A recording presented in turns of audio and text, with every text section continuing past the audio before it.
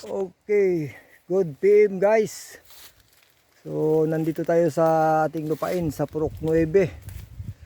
So nagkukurti tayo ng kahoy na pampusti ng ating kubo-kubo.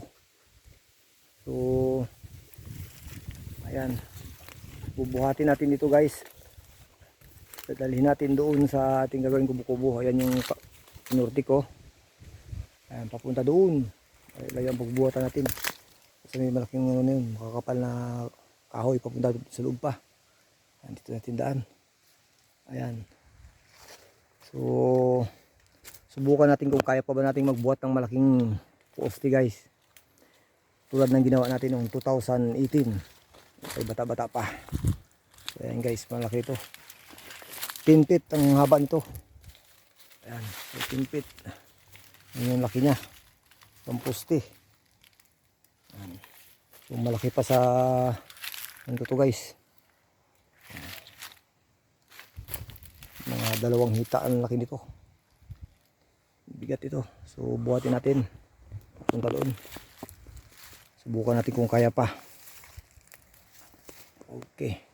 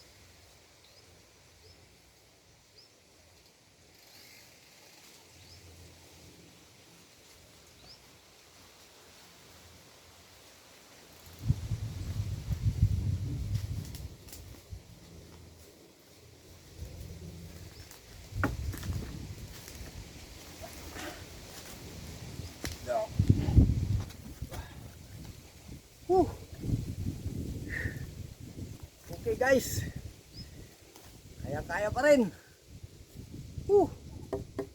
Ay 54 na, malakas pa rin. Thank you for watching guys.